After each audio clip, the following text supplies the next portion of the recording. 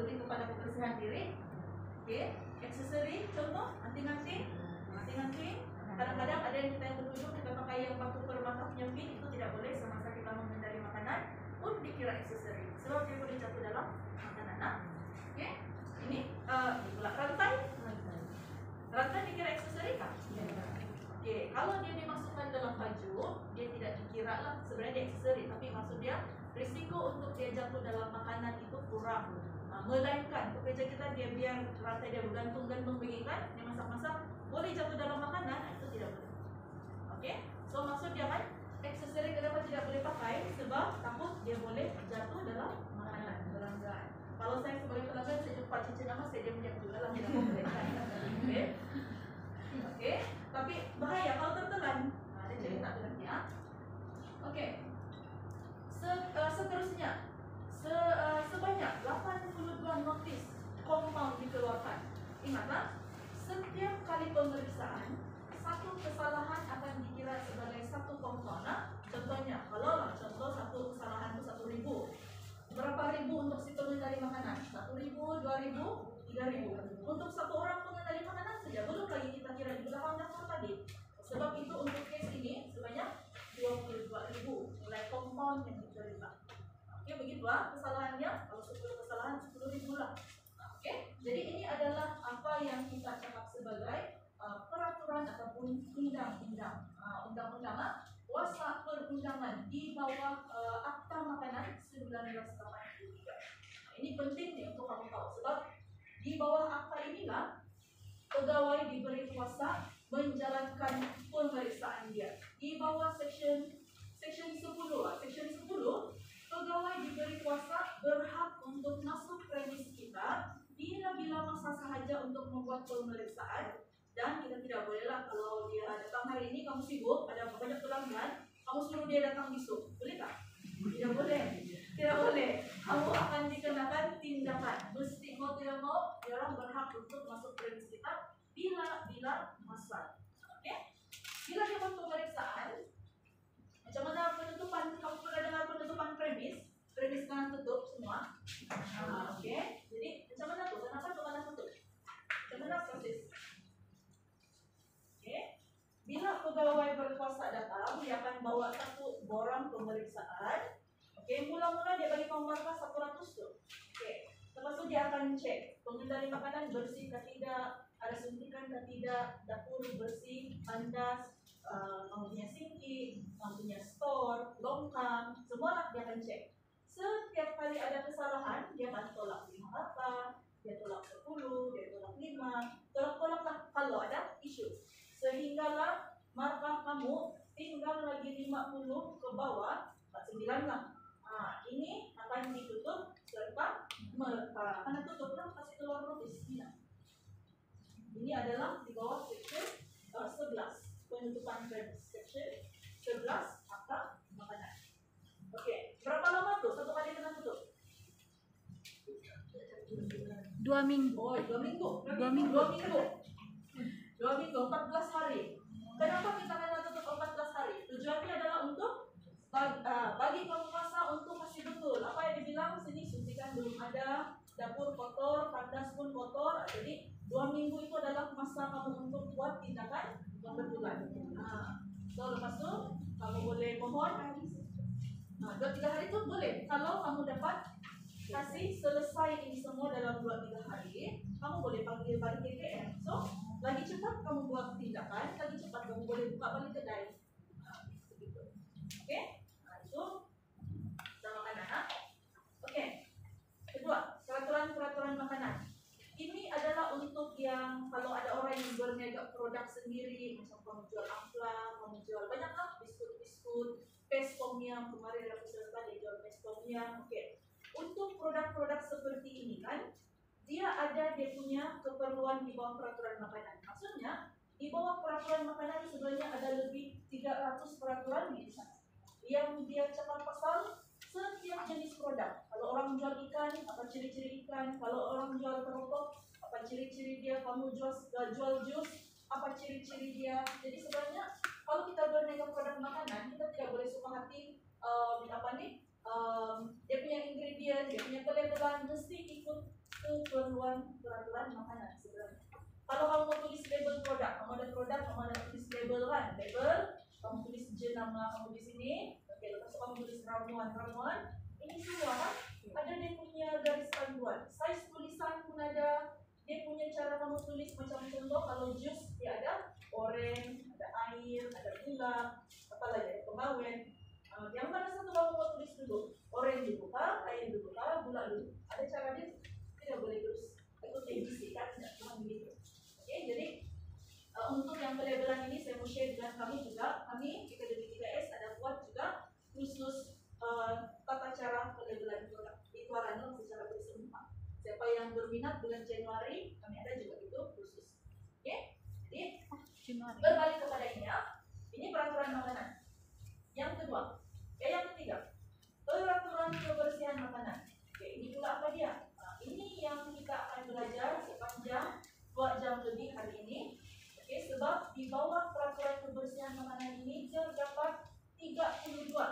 Dalam borang pemeriksaan ini kan ada 32 jenis kesalahan yang boleh dikompak di bawah peraturan kebersihan makanan. So ini yang kita akan belajar hari ini.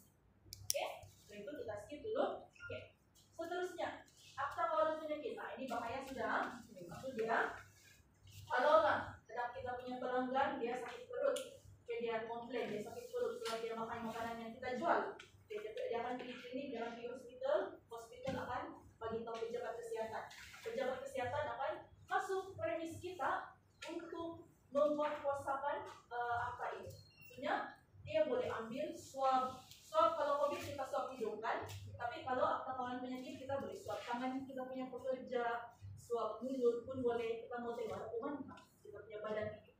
Oke, tangan. Swab kita punya alatan. Sini kita ada dua. Alatan-alatan ini kan semua kita boleh swab antar mahal. Lepas tu dia boleh pergi dia boleh buka kita punya peti sejuk, ambil lebihan makanan yang dijual, hantar pergi mahal untuk uji. Betulkah ini penyakit datang daripada dapur kita? Kalau perlu karantin, surat karantin akan dikeluarkan di bawah akta kawalan penyakit. Macam yang COVID-19 kita karantin pengasinan seluruh di bawah ini akta kawalan. Kalau saya yang pernah ada pengalaman lah, itu surat tu kan, dia ada seluruh pasal ini akta kawalan penyakit itu surat. Begitulah proses dia. Oke? Jadi saya rasa itu saja yang saya kongsi untuk pasal undang-undang. Kalau kita cerita sebenarnya boleh khusus 1 hari juga kalau kamu berminat. Oke? Jadi kita teruskan. Satu lagi. Untuk yang home base, ini home base. Kamu pernah dengar ataupun ada terdengar cerita puding buih tahun lepas? Jadi puding buih itu disebabkan oleh insiden puding buih itu kan, KKM mengeluarkan satu garis panduan terbaru dikuatkuasakan April tahun ini yang menyatakan bahwa home base online food businesses perlu berdaftar dengan KKM. Jadi kamu daftar macam mana?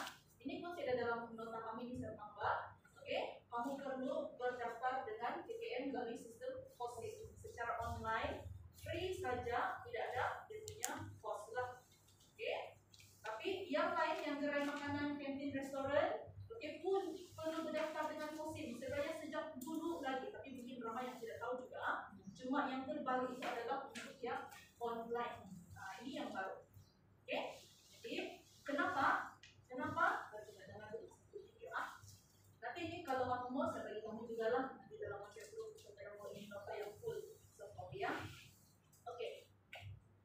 Penggunaan telur yang telah luput dipercayai menjadi punca 109 individu mengalami keracunan makanan selepas makan puding buih yang dibeli secara dalam talian pada 22 Mei lalu. Exco Kerajaan Tempatan, Perumahan Kesihatan dan Alam Sekitar Terengganu, Dr. Alias Razak berkata, hasil ujian makmal mendapati penggunaan telur yang tamat tempoh lebih dulu menjadi punca utama kes keracunan makanan itu.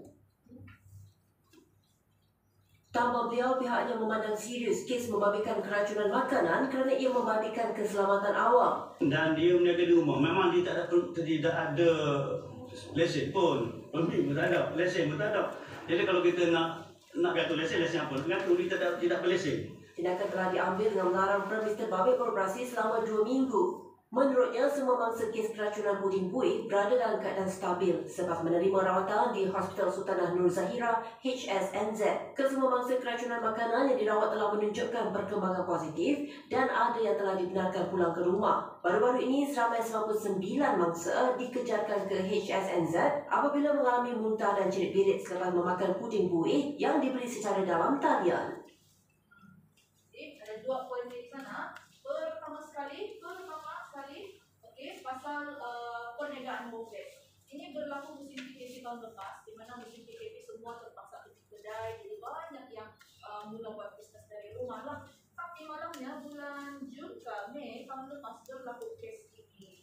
Jadi 100 orang keracunan dan 1 kematian. Oleh itu, daripada kes ini baru pihak berkuasa sedar, okey, kalau kita berniaga secara online, secara bebas kan, tidak ada orang yang memantau. Tapi bila berlaku insiden begini, tidak dapat buat tindakan sebab memang tidak ada lesen, tidak ada pendaftaran, lesen pun tidak ada yang mau ditarik. Jadi daripada kes ini, maka inilah keluarlah news. Dibilang after puding buih incident, MOH Food Safety yang mampu menguatkuasakan untuk online food businesses dan mewajibkan kamu berdaftar dengan posting. Jadi dalam tu website yang HTTPS FSQ itu pun ada, kamu boleh download garis panduan perniagaan secara home base di sana. So itu pun kamu boleh download dan kamu boleh pelan-pelan kasih perbaikilah kamu punya cara kamu berniaga itu dari rumah. Okey, jadi boleh download dari sana.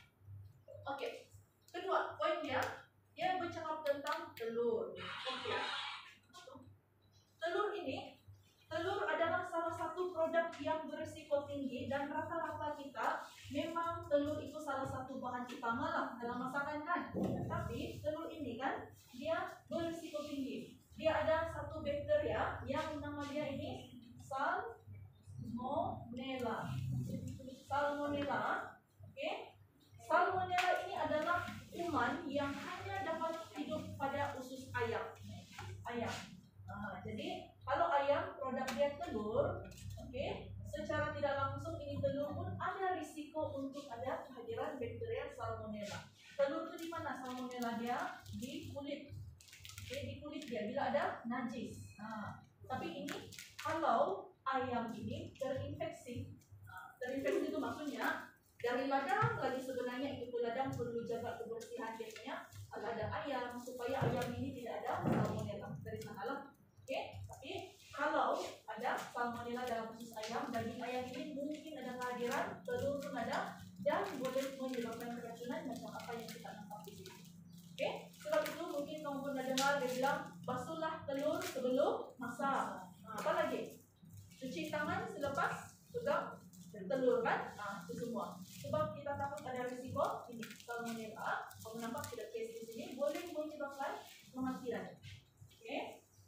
Penggunaan. Ini sudah kita simpulkan section 1 pengenalan. Jadi di sini kepentingan kebersihan dan keselamatan makanan ini kan ada dua. Pertama sekali kita tidak mau kena pompa, maksudnya kita mau ikut undang-undang lah.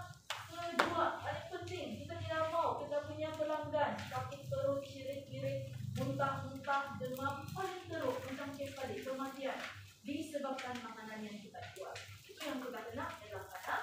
Jadi kita simpulkan topik pertama, banyakkan tambahan tadi dalam dalam bagian ini sudah. Okey. Boleh menjelaskan betapa pentingnya latihan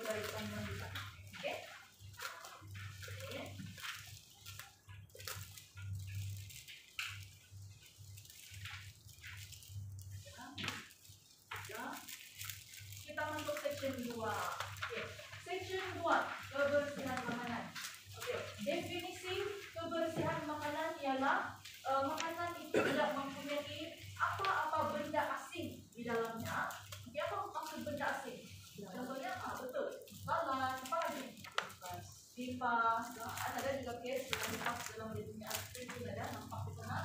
Okay, dan macam-macam lagi ya. Ini cakap juga ini adalah contoh-contoh pencemar fizikal ataupun benda asing yang mungkin boleh masuk dalam makanan kita. Okay, contoh pertama, plaster. Okay, sebab itu, setiap premis makanan, restoran, dapur, kantin wajib ada ini seperti pencemar sana. Maksudnya mesti ada pembalut luka dan pencuci untuk luka kita. Okay, bicara balik pasal plaster. Plaster yang kamu letak di sana tu mestilah yang kalis air dan jangan pakai yang warna kulit itu yang warna coklat. Sebab dia lembab-lembab pasaran. Okay, kalau boleh yang berwarna cerah. Sebab kalau yang warna coklat, warna bersinar masuk sambal supaya cicak kamu tidak nampak benda. Tujuannya supaya kamu nampak kalau dia jatuh dalam makanan. Okay. Seterusnya kuku. So kuku mesti pendek. Nut. Nah ini nut dari mana nih? Ya betul. Pernah ada tuh. Kalau kamu ini kan boleh lengkap. Oke, betul. Ada yang sebut kuali kan dulu punya pengalaman sebut pernah kerja di restoran. Ini 5 tahun lepas dan 6 tahun lepas. Ini pelanggan dia udah kuitiau. Dia makan kuitiau kan, habis sudah kuitiau dia jumpa 10 dalam kuitiau. Oke, lepas tu kalau pun tengok, kami pergi dapur lah. Pergi tengok dapur rupa-rupanya kuali yang tu chef pakai. Dia punya pemegang dengan tu dia punya kayu tu kan, dia dah sudah tu skru. Maknanya bila dia masak-masak begini kan, melompatlah tu skru dalam. Nah, jadi nasib baik itu pelanggan mungkin saja dia tidak komplain juga. Oke, tapi skru itu lagi bahaya daripada nut. Nah, jadi pastikan peralatan kita itu sentiasa dalam keadaan yang baik. Apalagi paper clip. Nah, ini dari mana nih? Macam mana dia boleh masuk dalam makanan? Dari kertas order. Kertas order, betul. Selalu kan kalau orang ada pelanggan order, kita kasih clip, kita dapurkan, dia boleh jatuh. Ada satu lagi, stapler. Stapler. Pernah dulu pengalaman saya juga, itu punya customer dia jumpa stapler dalam cake. Nah, kalau buat cake memang banyak tuh kan, mau tulis order, tulis apa dia semua, sekali dia jumpa stapler dalam cake. Okay? Wood metal piece sebab itu tidak boleh pakai peralatan kayu. Plastik kalau kita mau buka tu gula kan, kadang-kadang kita gigit kan, yang gigit kalau gitu pasti jatuh dalam makanan. Okay. Lepas tu apa nih alat-alat desa. Ini dari mana? Broken glass ini. Kaca ini dari mana? Gelas. Botol sos tomato, botol sos kicap. Jadi amalan baik kan kalau kamu tengok yang garis panduan. Semua barang-barang yang mudah pecah kita perlu letak di rak paling bawah. Oke, rak paling bawah. Lagipun kalau kamu letak di atas, kalau dia jatuh kan, besar tuh dia punya, berderai dia punya kaca. Oke, seterusnya apa lagi? Batu. Batu dari mana? Betul, beras. Dulu pun ada di pelanggan kami kan dia ada nasi ayam. Sudah jadi gigit nasi makan nasi ayam kan, dia tergigit batu, jadi pecah lagi dia. Lepas tu dia pergi jumpa dokter gigi, kami terpaksa bayar pembesaran, bayar balik kos perawatan dia. Jadi itu adalah kos-kos sebalik. Okay? Jadi maksudnya di sini kan, pencemaran fizikal tidak menyebabkan keracunan makanan, tapi boleh menyebabkan kecederaan. Kecederaan. Okay? Lebih-lebih lagi sekarang yang dulu yang nasi ayam itu nasi baik 10 tahun lepas dulu lagi ada viral ni lah. Kalau sekarang orang suka viral kan, jadi lagi besar punya efek kalau zaman sekarang. Okay, habis pencemar fizikal. Tadi kita tanya pasal suntikan typhoid. Ada yang belum buat suntikan typhoid.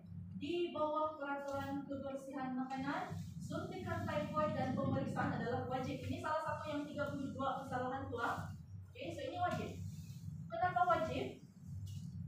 Sebelum itu, macam mana kamu mau buat ini suntikan? Dapatkan dulu itikad kesehatan. Ada yang sudah ada kan? Oke, ada yang sudah ada. Yang belum ada kamu kena dapatkan kalau di Kota Bulut di majlis daerah kan? Majlis daerah kamu kena beli. Berapa harga dia? 5.000. Kalau dulu di luaran 5 ringgit naik sudah 10 ringgit lah, so tidak pasti kalau jadi macam mana. So kamu akan mendapatkan ini dulu ada beli dulu, lepas tu kamu pergi klinik swasta, bawa ini kad dan otomatis kalau kamu bawa ini kad, nurse doktor dia akan tahu lah kamu akan buat pemeriksaan kesehatan dari makanan dan akan buat suntikan typhoid. Okay? Dan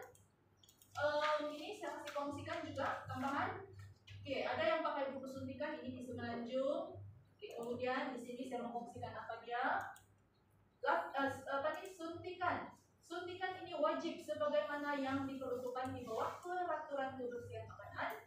Satu lagi yang wajib adalah untuk ada sijil latihan pengendali makanan daripada sekolah latihan lah. Jadi kalau tidak dapat ikut ini, boleh didenda tidak lebih RM10.000 atau penjara tidak lebih 2 tahun jika terjadi kesalahan. So ini memang wajib. Okay. So kenapa wajib? Kenapa mesti juga ambil suntikan typhoid? Kenapa?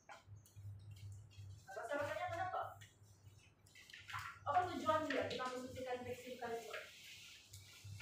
Mengelak penyakit lahan. Tapi, typhoid nama lain dia ialah demam kepialu. Pernah dengar? Demam kepialu. Pernah dengar penyakit kolera? Ini selalu kan? Selalu di Sabah ada wabak sejak kolera. Kolera nama lain dia ialah taun. Tapi ini wajib vaksin. Kenapa? Kolera tidak wajib vaksin, sedangkan kedua-dua ini ialah penyakit bawaan makanan. Jadi sebab dia ialah typhoid vaksin adalah wajib. Kolera dia tidak wajib, tapi kalau ada vaksin kalau kamu mau.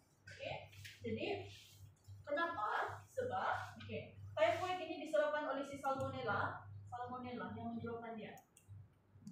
Kuman salmonella typhi nama kemudian itulah nama penyakit dia itu jadi typhoid, salmonella typhi. Untuk kolera bakteria dia ialah Vibrio kolera. Ini nama bakteria dia menyebabkan kolera. Jadi kenapa ini wajib vaksin? Sebab ada orang bila dia kena ini salmonella ini hidup dalam usus dia tidak sakit, dia jadi pembawa sihat. Pembawa sihat macam COVID-19. Ada orang yang sihat saja, bila tiba-tiba saring bergejala kan, itu pembawa sihat. Sama juga dengan ini typhoid, ada orang yang membawa ini kuman dalam badan dia sebagai pembawa sihat.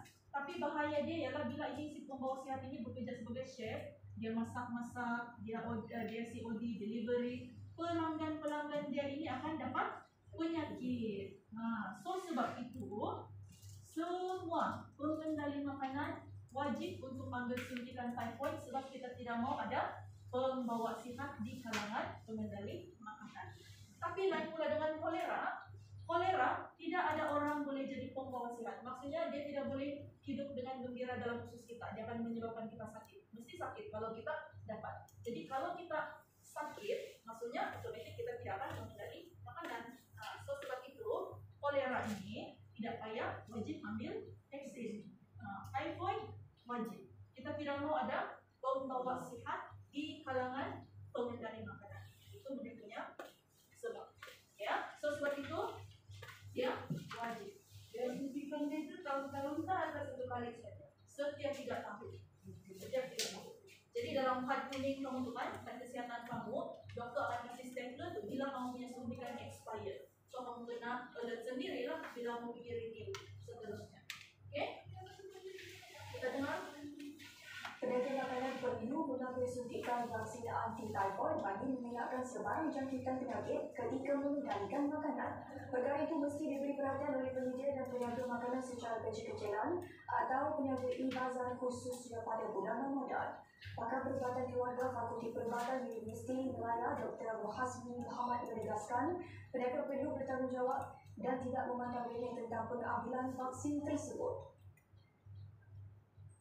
Ia sebagai langkah pencegahan, prevention untuk kita cegah daripada jangkitan typhoid itu sendiri ataupun demam kepialu.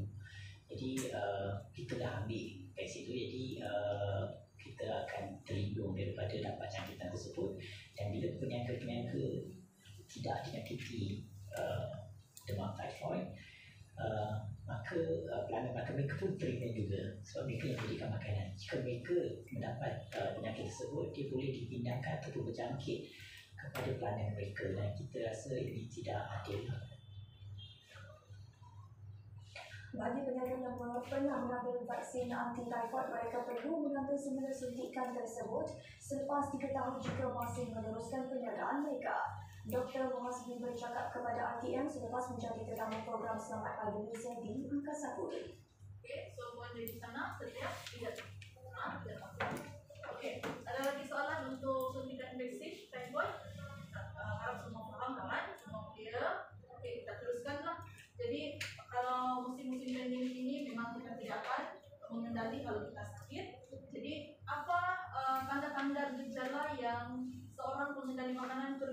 bergejala. Satu, demam, muntah-muntah, ciri-ciri sakit perut dan mata kekuningan. Oke, mata kekuningan kamu tidak boleh menghindari sebab itu adalah tanda-tanda penyakit keracunan makanan secara amnya lah. Secara amnya.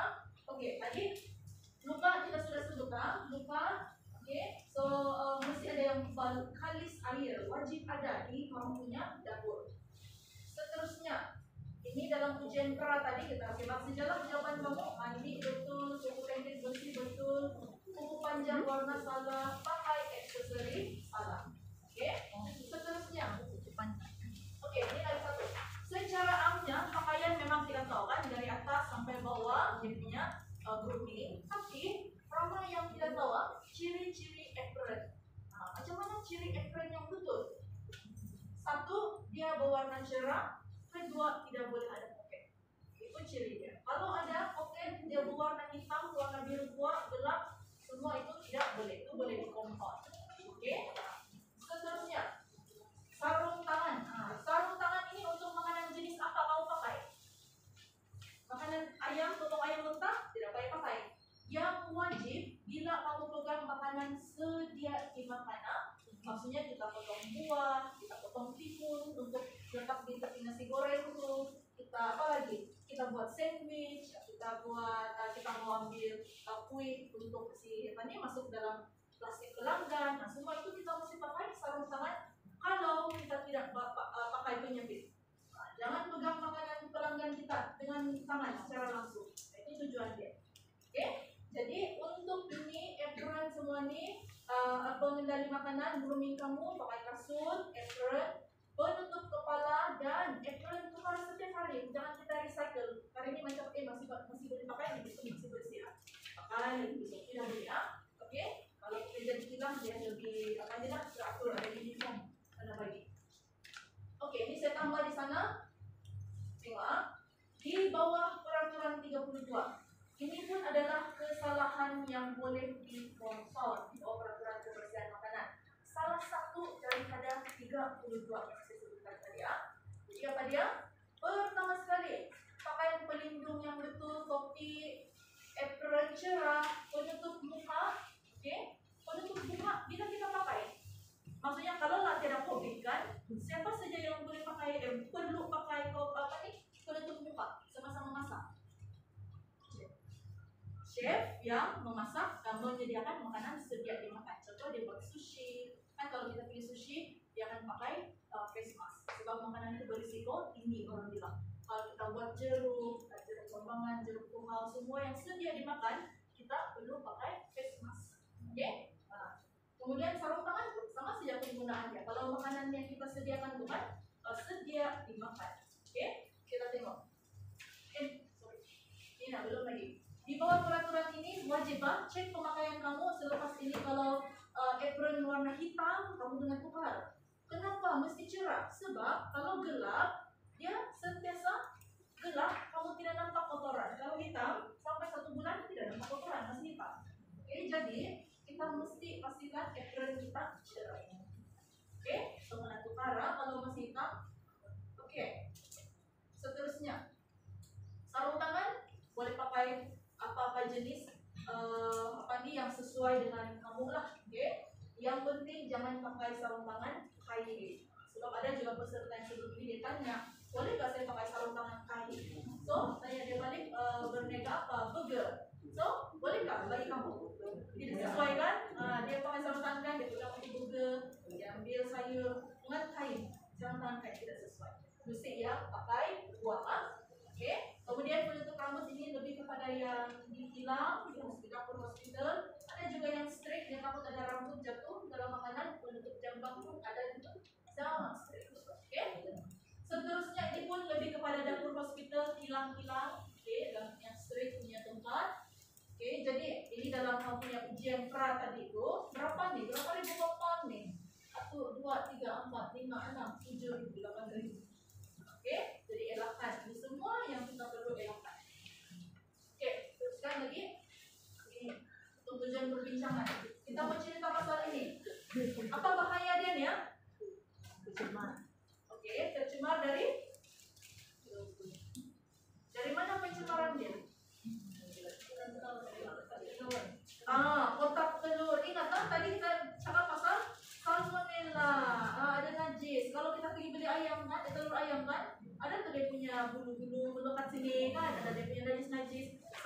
risiko salmonella. Oke.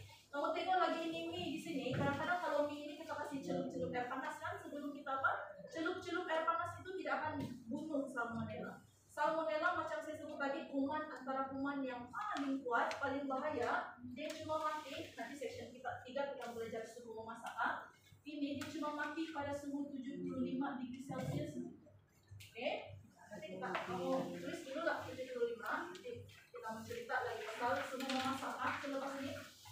Jadi balik kepada ini, jangan recycle lah kotak telur di kawasan penyediaan makanan. Sangat bahaya, ada risiko salmonella. Ada risiko. Yang kedua nih, kotor itu malah tidak boleh dibincang tentang salah. Seterusnya, amalan buruk. Nah, ini semua memang common sense lah. Oke, semua orang tahu. Kalau kita buat begini akan mencemarkan makanan dan gambar ini ya, ini yang di ujian pra tadi. Jangan sentuh makanan dengan tangan. Walaupun mau ambil kue di ujung-ujung, saya pun tidak boleh mesti mengangkat penyepit ataupun oke. Ini dalam ujian pra kamu tadi kita kasih apa saja lah cek jawaban. Pakai sarung tangan, kan? Kalau kita sedia salad, cuci alatan di sini, pakai penyepit, cuci tangan. Oke. Mencuci tangan. Mencuci tangan ini ada di bawah adalah salah satu kesalahan juga di sini ya. Kalau kita tidak ikut, maksudnya elemen yang diperiksa. Yaitu apa diperiksa? Sinki mencuci tangan kita. Oke. Di dapur kamu kena kasih khas kan satu sinki khas untuk mencuci tangan saja dan jangan buat mencuci peralatan dan cuci sayur di sana. Dia mesti khas untuk mencuci tangan saja. Keperluan dalam 32 ini ya, kesalahan. Jadi, kalau dalam gambar ini, adakah ini diterima sebagai sinki mencuci tangan? Tidak. Ada yang jawab tidak? Kenapa? Tuala. Tidak boleh pakai tuala. Tapi ada juga yang masih lagi apa nih sebelum COVID lah seperti itu juga pemeriksaan premis. Memang ada juga yang gantung tuala di sana untuk staff dia. Tapi sebenarnya itu berfungsi tidak sesuai kan? Kita guna tisu. Oke, so ini sama tisu. Kalau ada poster, lagi bagus. Oke, soalan kuis nanti. Nah, lepasnya kita ada kuis. Berapa langkah dalam step mencuci tangan? 7. Oke, berapa saat kita perlu gosok tangan kita sama-sama mencuci tangan? Berapa saat? Ada di iklan TV tuh kan? Terutama sekali yang tahun lepas masa kita baru mula-mula IGP. Berapa saat? 20 saat. Itu jawaban untuk kuis nanti ya. 20 saat. Saranan WHO kan dibilang nyanyi Happy Birthday 2 round cukup 20 saat. Itu kalau budak-budak sekolah kita jadi di sekolah, kita sekolah mencuci tangan sambil nyanyi lagu Happy Birthday. 2 round itu cukup 20 saat. Oke. Kita tengok 7 langkah Pak. 7 langkah mencuci tangan. Jadi poster ini mesti ada di kamu punya CV. Kamu boleh download di website-nya kan. Itu awal-awal kita share. Oke. Dan air mesti yang air mengalir. Tidak boleh kasih taruh baldi dan gayung. Tidak boleh ya. Air mengalir. Dan menggosok daripada langkah kedua. Gosok tapak tangan, gosok jari kuku, belakang tangan. Ini semua mengambil masa 20 saat minimum. Kalau kamu mau lebih 1 menit pun tidak apa. Yang penting sampai 20 saat. Lepas itu basuh dengan air bersih, keringkan dengan tisu. Tisu kalau pengendali makanan kita dengan tisu. Oke. Jadi poster-poster ini kamu boleh download lah macam-macam desain. Kamu boleh pilih tambal di kamu. Oke. Seterusnya. Ingat sejak case skru dalam kuitiau tadi. Kalau kamu punya peralatan kan ada longgar sini, pecah di sana, terutama tuh yang kontainer kita simpan barang-barang tuh kan, mesti ada retakan segitu. Terutama tempat yang kita selalu buka. Nah, di mana sudah DPG? Mungkin termasuk dalam beras, karena masak sudah pada si Odi dengan pelanggan. Jadi pastikan peralatan kita bisa sempurna. Kau pernah nampak ini gambar? Selalu ada viral di Facebook hari itu kan? Nah, oke. So, ini dawai dia kan, pencabut, tertelan, pencederaan. Satu lagi yang selalu boleh masuk dalam makanan kamu kan? Siapa yang selalu pakai ini? Selalu di dapur tuh kan? Kamu jaga jaga kalau dia sudah begini, dia boleh apa nih jatuh dalam makanan kamu. Ini salah satu lagi ya, yang begini. So ada yang hotel-hotel kilang-kilang offshore catering yang besar-besar kan, dia orang mengharamkan penggunaan ini di dapur dia orang. Langsung tidak boleh pakai sebab takut inilah, oke? Takut ini, oke? Jadi boleh pakai, tapi pastikan desa-desa dalam keadaan baik, kan? Oke. Apalagi ini apa? Rambut. Banyak yang orang nama rambut. Ini sebenarnya saya tidak buat sebenarnya kapan memotong kayu. Oke. Tidak cukup apa berat. Oke. Yang kayu punya jenis. Jadi digalakkan kamu pakai yang plastik sebab dia tahan calar sedikit lah. Oke. So ini kalau dia bercalar, salmonella boleh bercampur ke dalam. Oke. Jadi pakai yang permukaan plastik. Sebab itu tidak boleh pakai. Tidak boleh pakai. Ini X dia bilang. Tidak boleh. Dan ini pun kalau sudah patah kita gantilah. Kos untuk ganti mungkin RM2 daripada kos kena viral. Banyak rugi kita. Oke? RM2 saja nih kita tukar. Oke? Pisau bakaran tukar. Apa lagi? Peralatan. Kenapa dia ada warna? Oke, pertama sekali sebelum warna. Ini dia bilang di sini kan, kita mesti kasih asingkan. Asingkan yang mentah dengan yang sudah dimakan. Sebab contohlah, kalau kita sudah potong ayam, mungkin ada salmonella di sini. Lepas itu kita potong lagi buah, temikai untuk kita punya customer, kita punya pelanggan. Salmonella boleh ada dalam dia punya temikai itu ataupun dia punya salad. Jadi sebab itu kita kena kasih asing. Kalau ada warna, lagi bagus. Oke, kalau kamu pergi berpeluang kerja di hotel-hotel kan, memang dia punya papan pemotong ada 5 lagi warna dia. Merah, daging, ayam, kuning, putih untuk yang sedia dimakan, contoh sandwich dorang, hijau sayur, biru untuk makanan laut. Kenapa mau kasih asing? Setakat ini KKM belum kasih wajib lah ada warna, yang wajib kasih asing. Tapi lagi bagus kalau dapat kasih asing sebab lain-lain makanan, lain jenis kuman. Oke, lain jenis makanan, lain jenis kuman. Lagi satu, Vibrio cholera. Cholera ini biasanya ada dalam kamu punya makanan laut, kan? Oke, makanan laut sebab dia datang daripada air tercemar. Cholera ini bakteria dia boleh mati pada suhu 63 degree Celcius cukup dia akan mati. Salmonella dia akan mati 75. Jadi kenapa dikasih asing? Contohlah, di papan ini kamu sudah potong ayam. Oke, sudah potong ayam, ada sudah salmonella di sini. Lepas kamu potong ayam, kamu potong lagi tuh ikan. Oke, salmonella masuk ikan. Ikan biasanya kita tidak akan masak sampai 75 tuh. Oke, cukup 70 degree Celcius dia akan masak. Kalau ada salmonella di sini kan, dia tidak mati. Kamu hidang ini ikan, sudah masak ini ikan kan, itu salmonella mungkin masih lagi ada di sana. Sebab itulah tujuan sebenarnya dia bilang asingkan untuk jenis makanan. Sebab jenis makanan yang berbeza ada kuman yang berbeza. Lebih-lebih lagi ini ayam. Produk ayam yang paling kita kena kasih asing daripada produk makanan lain. Oke? Nanti kita akan cerita lagi tentang ini. Ini satu contoh apa lagi? Contoh daging. Daging bila dia ada salmonella, ada orang yang suka makan daging medium rare, separuh masak kan. Jadi kalau separuh masak tuh biasanya 55 kan temperature dia. 55, 40 hingga 55 kalau tidak silap. Jadi bila kita masak daging suhu ini, kalau ada salmonella, dia tidak mati. Kita hidang dengan pelanggan yang akan keracunan. Oke, sebab itu peralatan semua karena kasih asing dalam peti sejuk ayam jangan campur dengan makanan lain. Kita takut inilah dia pencemaran silang. Oke, ini dia punya tujuan kita asing-asing mana. Oke, seterusnya mencuci peralatan. Kita habis dulu section 2 baru kita pas tidak.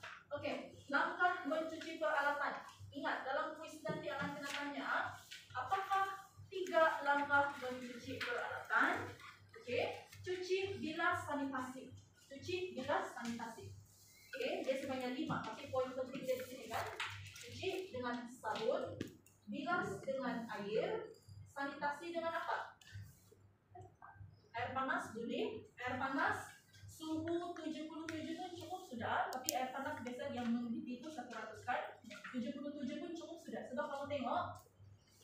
Ini bakteri semua mati pada suhu 63, 75, dia akan mati. Suhu air panas 77, sudah untuk sanitasi. Oke. Kemudian, kalau tidak ada air panas, boleh pakai bahan kimia lah. Ada yang peserta tanya informasi dulu, dia bilang, boleh saya pakai Clorox? Ada juga Clorox yang boleh tuh, coba baca label dia kan, tapi mesti ngambil kesempatan dia. Dan kalau lebih, nanti bau boleh punya peralatan. Ada yang boleh. Untuk peralatan dapur dia bilang, boleh kurang itu. Mau tanya di apa kali? Jadi tolong tanya dulu apa tuh?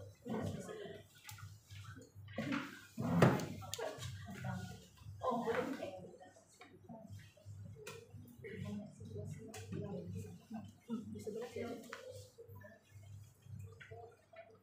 Oke, ingat saya jawaban tadi ya, cuci bila sanitasi. Sebab itu, singkit yang terbaik kan 3 singkit. Paling kurang pun kan 2 singkit.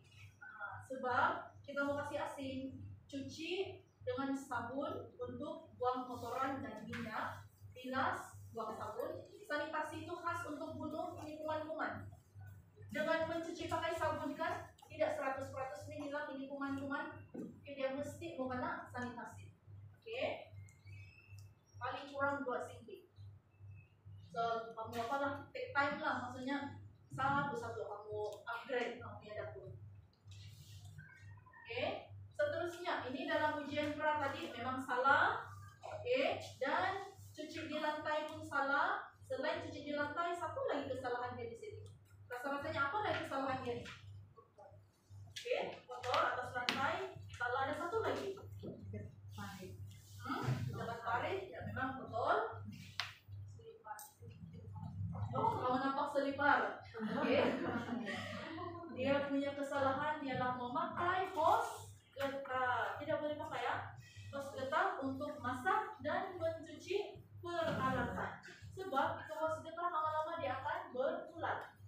Untuk memasak dan mencuci peralatan, dia mesti datang direct daripada air sebab dia sudah dirawat. Oke, kenapa tidak boleh? Sebab dia berulat dan kalau kamu tutup tuh air kan, ini dia pipe sudah patah, dia sambung hose.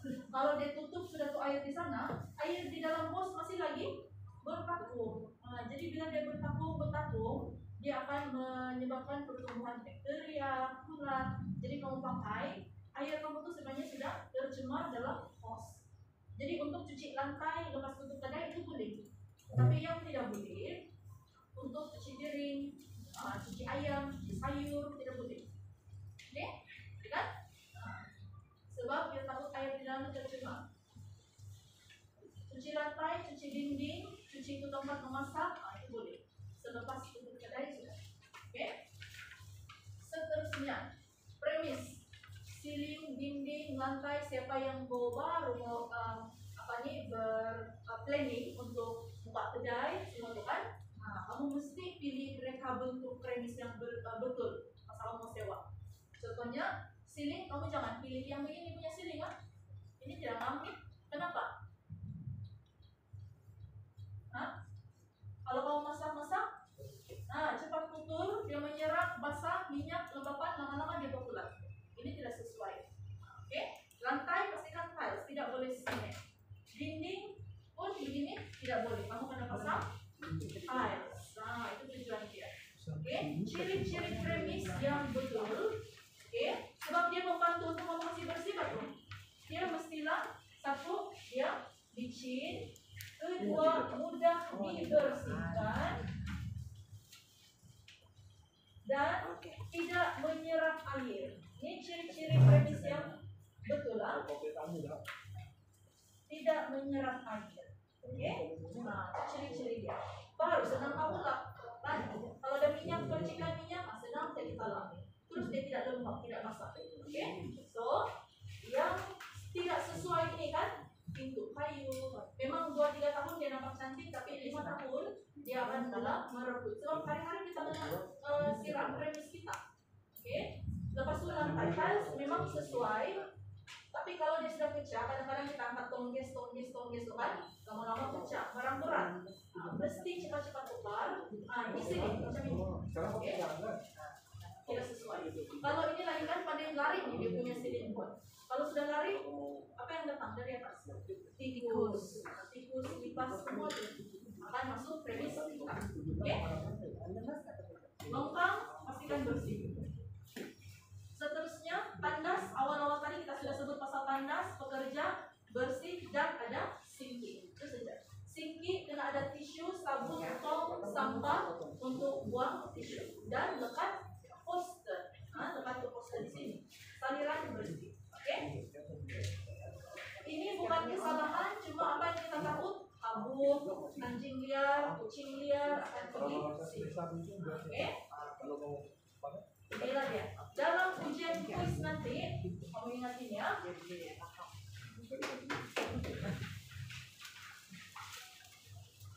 Oke, dalam ujian kuis nanti ada dia punya apa namanya soalan. Yang mana satukah antara berikut adalah makhluk perusak yang boleh mencemarkan makanan? Oke, PKM dulu disebut melati. Ada yang pernah dengar? Melati, lipas, lalat, tikus. Sekarang dia sudah tambah. Apa nih? Lipas, lalat, tikus. Ini apa? Semut. Ya, semut pun makhluk perusak. Nih. Burung. Burung, kucing, anjing. Ini hewan peliharaan kita. Lagi kalau kita home base, elakkan hewan peliharaan ini masuk ke dapur. Ini ialah semua makhluk perusak. Ini soalan kuis, ingat ya. Oke. Seterusnya, last pembuangan sampah ini yang terakhir.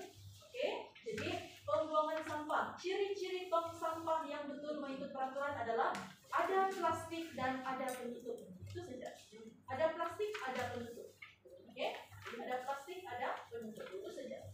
Buang sisa dalam plastik supaya senang untuk kita buang dia. Ini yang salah. Oke, so kotor, tidak tutup, plastik sejak, tidak sesuai. Ini semua salah. Oke, jadi kita sudah sampai di akhir topik yang kedua. Jadi apa yang kita dapat pahami dari sini? Sebelum kita kuis, kita kasih recap balik, simpulkan balik. Awal-awal tadi kita bicara tentang kebersihan diri, kesehatan diri, suntikan typhoid, amalan-amalan kebersihan, pakai sarung tangan, okay? Kemudian apron, peralatan pastikan betul dan dalam keadaan yang baik, premis, siling, lantai, dinding, saliran, tandas, dan sinki. Itu semua adalah keadaan premis kita, elemen-elemen. Pakaian kita sudah sebut, dan juga amalan mencuci tangan, 7 langkah, apa lagi? Kuku pendek, semua itu yang grooming itulah, oke? Dan juga 20 saat ketika mencuci tangan. Oke. Ada soalan sebelum kita pergi kuis? Tidak? Oke, kuis kita akan pakai link X. Kita try dulu, semua boleh balik atau tidak? So, bagi saya masa dalam 5 menit, siapa yang mau pergi tandas, pergi dulu tandas 5 menit, take 5 dulu, sekejap. Sebelum 35 kita ulang kuisan. Oke, ini jam cepat.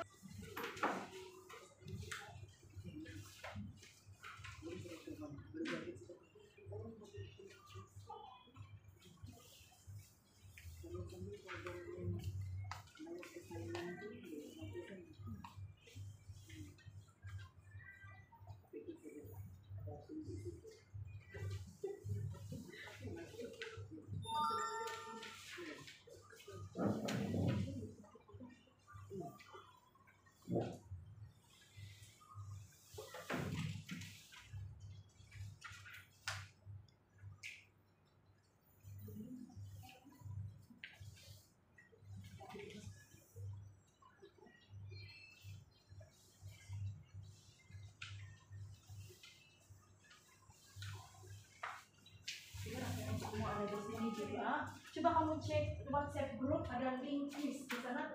Coba kamu klik dan try masuk. Jadi macam mana kita pastikan makanan selamat adalah dengan cara kawalan masa dan suhu. Oke, masa dan suhu. So kita akan bercakap pasal kita punya makanan ini kan, dari dia punya pemrosesan awal sampailah kita selesai untuk buat delivery, pembungkusan dan sebagainya.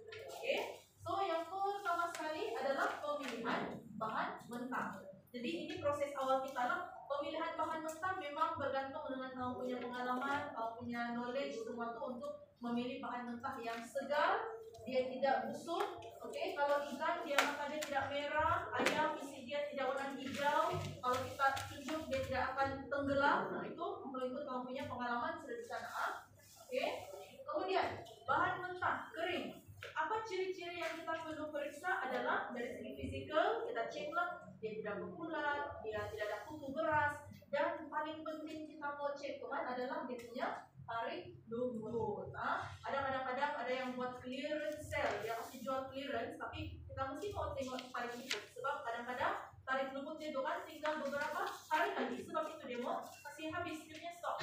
So kita mesti baca dia punya tarik lumut. Selain daripada itu baca label, dan kalau tim yang sudah kemek, di mana kemekan dia tu kan cukup besar sampai kamu boleh tenggelam di satu jari begitu kan, kemekan dia tu, itu jangan kamu beli sebab dia punya tim ini kan sudah rosak tu. Kamu tidak nampak tapi dia ada lubang yang telah merosakkan dia punya tim nanti tu. Okay. Jadi kalau ada lubang maksudnya udara boleh masuk, kuman di dalam pun sudah mula membiak. Okay. Sudah kamu beli tim yang sudah kemek. Seterusnya, bekalan air dan ais pun, air paling penting mesti daripada Jabatan Bekalan Air. Air, kadahan air hujan, apalagi air perigi, air sungai, semua itu tidak sesuai.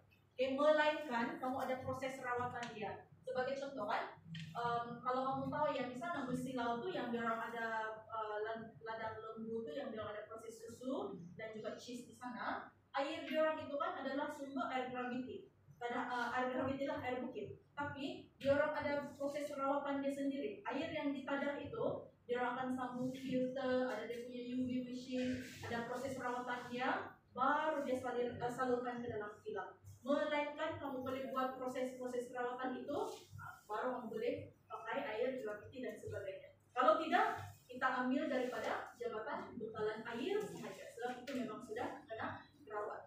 Okey. Seterusnya ais.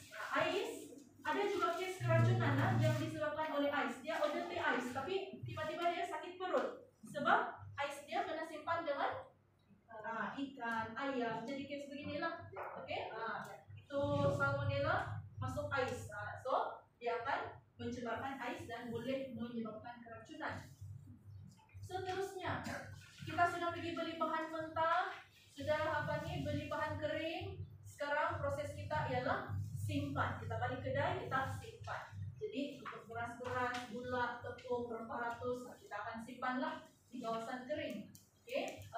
Kadang-kadang kalau kita transfer dalam kontainer, jangan lupa kita transfer juga bila dia expired date. Kadang-kadang kita transfer terus kita buang kan, kita tidak tahu sudah bila dia expired. So mesti mau transfer. Okey.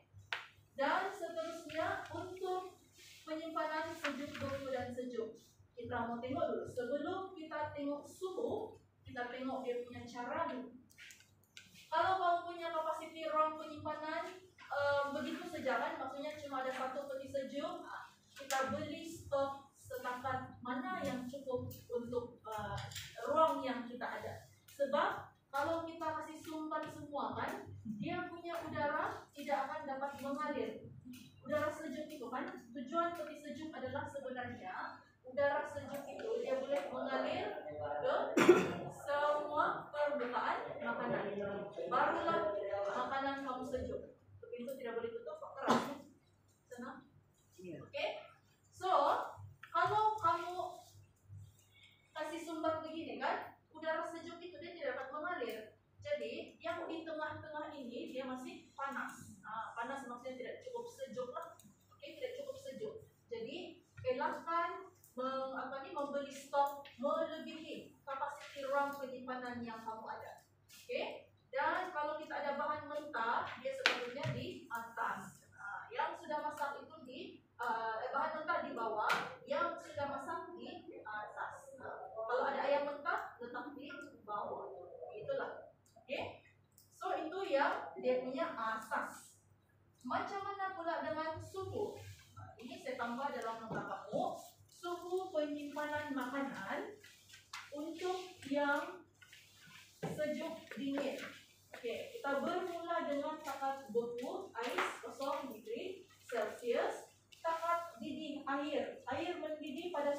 100, Okey, untuk simpan makanan dengan selamat, dia mesti pada suhu putih sejuk, iaitu pada 0 hingga 5 degree Celsius. Ini memang ada dalam itu buku akta peraturan kebersihan makanan.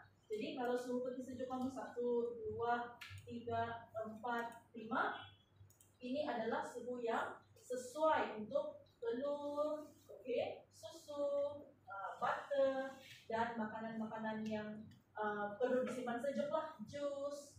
0 hingga 5. Untuk ayam, ikan, daging, dia punya suhu adalah lagi sejuk daripada 0, lagi sejuk daripada ais, dia di bawah. Sebab itu dia negatif 18 degree Celsius. Di bawah ini lagi sejuk lah, negatif 20, negatif 30, dan seterusnya. Dia mesti di bawah. Apa tujuan dia? Ini untuk ikan, ayam, daging, kan? Kenapa? Sebab pada suhu ini salmonella dalam ayam apa dia buat? Dia akan tidur. Itu salmonella dia tidur. Sebab itu ayam kita simpan dalam peti sejuk beku, dia boleh tahan berbulan-bulan. Sebenarnya 2-3 tahun pun masih tahan. Cuma kualiti dia tidak sedap sudahlah ayam itu. Dari segi keselamatan memang selamat. Jadi dia boleh bertahanlah dalam freezer kita sebenarnya 3 bulan. Untuk maintain dia punya kualiti saja, kita bilang kalau kamu mau makanan sendiri di rumah sebenarnya 1 tahun pun masih selamat lah. Cuma dagingnya itu kering sudahlah, kering sudah dia. So 3 bulan dia bertahan. Seterusnya, kalau ayam kita simpan di sini, boleh tak? Di ruang sini. Sebenarnya boleh, tapi cuma bertahan selama 2 hari. 2 hari ya. Sebab ada juga restoran-restoran yang besar, dia tidak mau kasih defrost, kasih lembut ayam hari-hari kasih lembut ayam. Ambil masakan, jadi dia kasih lembut ayam, dia simpan di sini 2 hari. So dalam masa 2 hari dia akan guna ayam yang itu. So cepatlah proses dia. Dia ambil masak. Tidak payahlah kita rendam, tunggu dia lembut. Boleh bertahan 2 hari. Bahan mentah. Kenapa 2 hari saja? Sebab salmonella ataupun bakteria pada suhu ini dia bukan tidur, dia cuma kurang aktif. Tidak aktif lah, tapi ada bakteria yang merosak makanan aktif juga. Sebab itulah dia mengambil masa yang lama untuk merosakkan itu makanan. Itu maksudnya. Bakteria tidak aktif. So inilah kita punya zon penyimpanan makanan. Zon penyimpanan makanan. Dalam keselamatan makanan ada ini satu suhu yang dikenali sebagai zon bahaya. Ini zon selamat. Zon selamat. Ada ini suhu yang kita kenali sebagai zon bahaya, yang itu pada 5 ke atas sampailah 63. Ini zon bahaya. Kenapa bahaya? Sebab itu kuman-kuman sini mulai sejuk dia tidur. So kalau aircon kena tutup, kita pun terbangunlah, tidak selesa kan? Jadi dia mula bahaya sebab dia mula aktif. Dia aktif. Sebab itu kalau ayam kita biar di suhu bilik sekejap saja. Berapa lama saja dia ambil masa untuk berbaut? Beberapa jam saja kan? Beberapa jam saja. Dalam masa 4 jam saja dia akan rosak. Makanan akan rosak pada suhu 5 hingga 63, terutama sekali suhu bilik. Suhu bilik kita 30, kita anggarkan 25 hingga 35 degree Celsius dalam suhu bilik. Ini yang paling bahaya. Bahaya.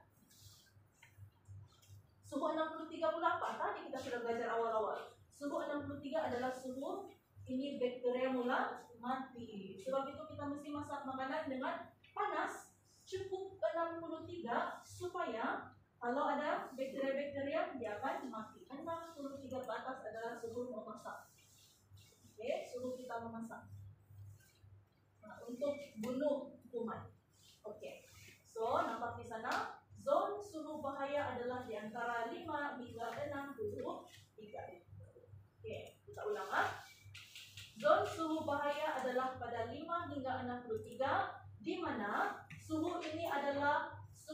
bakteria sangat aktif membiak. Oke, di sini bawah ini dia tidur. Macam mana dia membiak? Nah, begini ya. Ini adalah salmonella nih. Oke. Salmonella membiak. Satu, dia akan membahagi, dia jadi dua. Dua, dia jadi empat. Oke, empat, dia jadi 8. Dan seterusnya. Beginilah dia membahagi. Setiap kali pembahagian itu hanya berlaku dalam masa 20 menit. Nah, bayangkan, sangat cepat. Sebab itu, kamu simpan ayam sekejap sudah di suhu bilik, dia sudah mula bau sudah. So, sekejap saja. Oke. Ayam pun cuma ada satu biji saja di salmonella, mungkin ada berjuta-juta. Jadi setengah jam sejak kamu biar ayam di meja, dia sudah jadi 2 juta. 1 jam di meja ayam itu sudah jadi 4 juta kuman di sana. Itu baru 1 jam. Oke. Sebab itu dalam keselamatan makanan dia ada ini peraturan 4 jam. Oke, peraturan 4 jam. Semua makanan yang kita hidang untuk dibeli pelanggan di suhu bilik, oke, di atas meja kita itu, kita punya pelanggan lalu lalang untuk beli makanan. Makanan itu kamu kena kawal. Jangan biar di suhu bilik selama lebih 4 jam. Jadi kalau kamu berniaga nasi lemak pagi-pagi kan, 6 pagi sampai 10 pagi. Nah, cukup 4 jam untuk nasi lemak itu. Kalau tidak habis, kadang buang. Jadi sudah 4 jam di suhu bilik. Tidak boleh lagi bawa pergi makan tengah hari untuk 10 pagi sampai 2 petang. Nah, ini tidak boleh. Ini makanan baru sudah. Ini 4 jam. Oke, kalau ada minum petang, kamu kawal langsung dia pukul 2 sampai pukul 6 lah. Minum petang. Dinner 6 petang sampai 10 malam. Nah, cukup 4 jam. Kamu kena kawal ini masak. Oke? Tapi ini cuma untuk makanan yang berisiko tinggi ya, untuk nasi lemak, apa lagi? Nasi goreng, makanan berkuah, lauk pauk, kue yang 1 ranting 3 biji itu. Nah, itu pun berisiko tinggi. Sebab ada yang banyak guna santan lah, terutama sekali yang banyak guna produk kelapa lah. Santan, itu kelapa, parut dan sebagainya. Kalau berniaga, kalau kamu jual apa pula, ke kacang, keropok-keropok, biskut kering, 4 jam tidak terpakai. Paham kan maksudnya? 4 jam hanya terpakai untuk makanan berisiko tinggi. Makanan berisiko tinggi itu yang kena masak, berlauk, berkuah, yang cepat rusak lah, nasi goreng begitu. Itu untuk yang makanan cepat rusak saja, berisiko tinggi. Kalau kacang-kacang, kue-kue, roti yang kering tidak terpakai. Tapi kalau sudah jadi sandwich, ada sayur mayonis, itu terpakai 4 jam. Dia mengikut produk kamu. So kamu kena paham produk kamu, adakah dia berisiko tinggi? Kalau berisiko tinggi, kamu kena kawal peraturan 4 jam. Kenapa 4 jam? Sebab dia balik kepada ini. Bakteria di persekitaran setiap setengah jam, 20 menit, dia berganda. Oke? Nah, itu tujuan dia. Sebab itu ayam, kalau di sini dia tidur, dia tahan lama. Kalau kita letak di sini, dia masih lagi aktif, cuma dia mengambil masa yang lama. Tapi kalau di suhu bilik, sekejap saja ayam itu akan berbau. Ya, so ingatlah kamu punya cleaning itu penting lah untuk kamu punya makanan bila kamu penjualan. Oke, so ini sudah. Seterusnya, ini tidak soalan. Nah, kalau ada soalan tanya. Oke, seterusnya kita tengok apa proses kita. Tadi kita sudah masuk proses apa dia? Kita beli bahan mentah, kita simpan. So simpan ini yang banyak sedikit yang kita kena paham. Zone selama penyimpanan dan zone bahaya. Lepas kita simpan, kita akan mengendalilah. Sekarang kita mau prepare, sudah order, buka kedai sudah. Jadi macam biasa, kita beli bahan mentah, asingkan peralatan, pakai sarung tangan. Kalau kita perlu sediakan salad. Oke, ini sudah. Ini pun sudah kita bincang, asingkan peralatan sebab ini semua nih, oke, bakteria pada makanan adalah berbeza, jadi kita tidak mau dia bersilang. Jangan buat kerja di atas lantai dan itu makanan cuma salah ini simple. Oke, sekarang menyah beku. Ayam yang dalam ini negatif 18 sebelum masak kita kena menyah beku. Oke, tapi kita sudah belajar. Sebelum itu, rata-rata kita akan macam mana kita kasih yang beku daging. Serendam dalam Rendam saja, lalu kita tunggu belum nunggu kita buat kerja lain kan. Tapi kita sudah belajar, kita rendam air di suhu bilik, ini adalah zon bahaya. Bakteria yang ada di sana dia membiak lah. Lagi lama kamu kasih biar ke daging, lagi banyak sudah kuman di dalam. Oke, jadi kita sudah belajar zon suhu bahaya. Dia punya cara yang betul adalah sama ada microwave. Tapi hari-hari berapa kilo daging kamu jual? Tidak, apakah tidak muat kan microwave satu saja? Apa nih payahlah, oke? Kalau sesuai boleh pakai. Kalau tidak sesuai, hari ini kamu tahu setiap hari kamu akan berniaga ayam 10 ekor. Jadi sebelum besok 10 ekor ayam itu kamu kasih pindah dari sini negatif 18 kasih pindah di sini. Kalau cukup ruang lah, kita punya stok pun kadang-kadang penuh sudah dalam peti sejuk, tidak cukup ruang. Oke, jadi mau tidak mau rendam. Pilihan terakhir. Jadi bila kamu merendam, kamu buka sedikit pilih air ini dan jangan lebih 2 jam proses ini. Sebab 4 jam. 4 jam untuk peraturan 4 jam kan. Jangan lebih 2 jam sebab ini adalah bahan mentah yang memang kita tahu memang banyak kuman lah yang ada di secara nature dia lah. Kasih buka sedikit air ini supaya dia sentiasa kena flush lah, tercuci. Jangan lebih 2 jam. Oke, so kalau kamu ada banyak ruang, kamu kuantiti yang sedikit kamu kasih defrostkan, kamu apalah taruh sini. Macam contoh hari-hari saya pun kalau hari ini pagi tadi saya sudah defrost ayam tapi letak di sini. Petang tinggal masak, tidak payah lagi merendam. Sudah defrosting sudah dia sekarang di peti sejuk. Oke, so itu cara yang selamat lah, oke, dan efisien lah kita. Kecuali last minute ada tambahan order, yang tidak mau juga rendam. Dari bawah air mengalir. Oke, so punya bebuan sudah. Seterusnya, ini lebih kepada secara amnya. Ini pun banyak kali sudah keluar. Ini pencemaran silang, salmonella masuk sayur, salmonella masuk ais, bakteria di tong sampah pergi kepada kamu punya papan ini, dan ini panah-panah sayur ini masuk di kolam, masuk di butter. Ini pun semua pencemaran silang. Elakkan pencemaran silang. Kuman ada di mana-mana. Kita tidak nampak macam virus COVID-19 pula. Macam mana cara kita mengelak dengan hanya cara personal hygiene, kebersihan premis, semua sudah. Cuci tangan, cuci peralatan, pakai face mask, ini semua sama saja konsep dia di sana. Ini tambahan dalam waktu yang satu. Oke. Seterusnya, ini pun kita sudah bincang. Kamu sudah defrost, sekarang kamu sedang memasak apa semua. Makanan tengah hari jangan masak awal lah. Okay, sebab dia akan berada pada zon suhu bahaya lebih 4 jam. Melainkan makanan ini kamu sudah masak, terus kamu kasih sejuk, kamu simpan di sini peti sejuk. Bila tengah hari keluar balik, baru kasih panas balik, itu oke. Oke, itu boleh. Tapi kalau terus masak terus biar di meja sampai petang, ya itu tidak boleh. Peraturan 4 jam. Jangan panaskan terlalu keras. Macam tadi, kamu sudah masak, kamu simpan peti sejuk, sekali saja kamu panaskan. Kalau ada lebihan, boleh tak kita letak balik di peti sejuk? Tidak boleh. Ya, ada risiko sudah, sebab dia sudah terdedah pada zon suhu bahaya.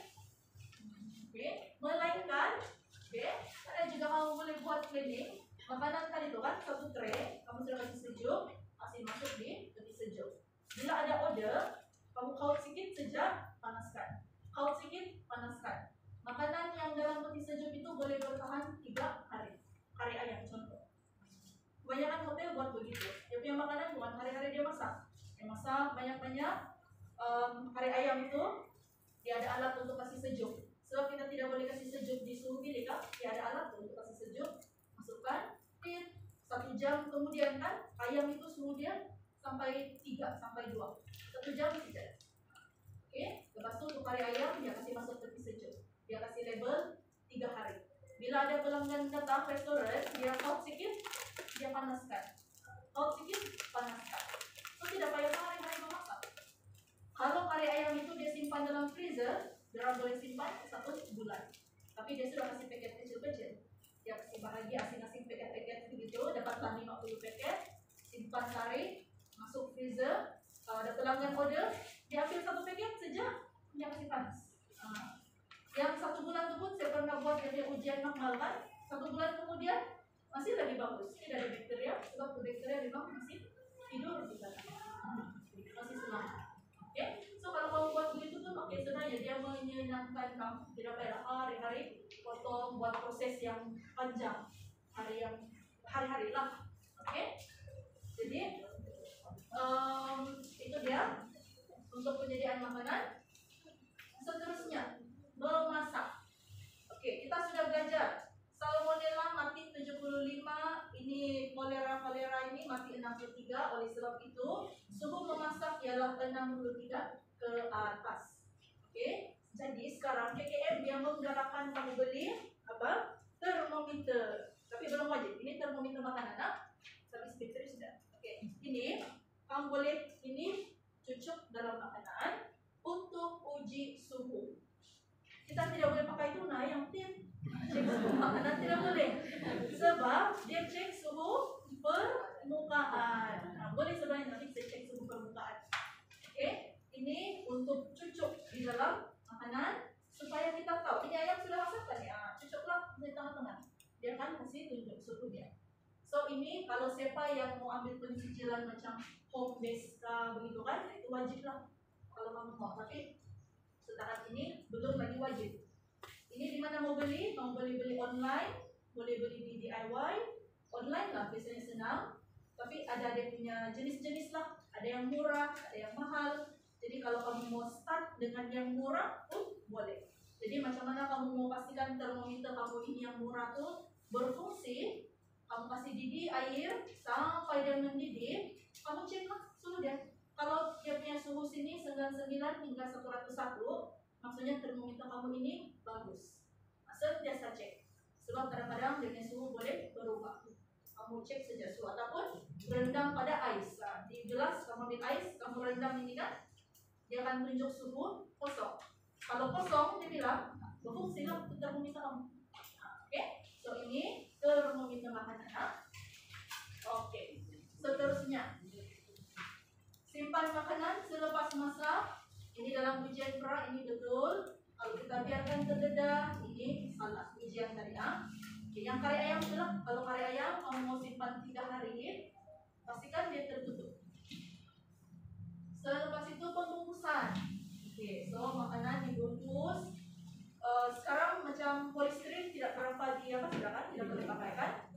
Jadi sekarang kita pakai plastik. Pembungkusan newspaper ini pun jarang, sudahlah kita tengok yang direct dipakai. Kalau dia sebagai lapisan kedua boleh, kita bilang boleh. Sekarang ramai yang pakai plastik. Plastik itu pun kadang-kadang paling tercabut kan? So banyak yang pakai stapler juga. Ini stapler, hati-hati, dia boleh jadi pencemar visible. Seterusnya ini saya fungsikan. Ini ada case compound sudah dituangkan di compound 250 seorang. Sebab masih menggunakan dawai pokok untuk itu yang kui-kui itu lah perlu tambah. So setakat ini Sabah belum pernah dengar lagi lah, tapi kita elakkan lah. Elakkan. Dan akhir sekali kita hidang, kita tutup. Kalau di suhu bilik itu kan kita tutup, kita biar dia 4 jam sahaja. Tapi kalau kamu ada pemanas kamu tuh boleh maintain suhu 63. Kita cek makanan kita itu kan pukul 10 masih lagi 70. Pukul 10 masih 70, kamu boleh sambung lagi hidang. Sebab itu kalau ada pemanas sebab kalau pemanas kamu ini masih lagi 63, itu bakteria tidak ada membiak. So kamu boleh sambung lagi sebenarnya. Kalau tidak ada pemanas, cukup 4 jam saja. Seterusnya, jangan bertindih, jangan pegang, jangan terdedah. Itu common sense. Dan last sekali, kita buat COD delivery. Kalau kilang-kilang, dia ada dia punya truk sendiri, boleh kawal suhu. Kalau Grab ada thermal box. Ini untuk kendaraan sendiri. Rasa-rasanya apa dia punya kesalahan di sini ya? Tidak kemas, Selain daripada itu,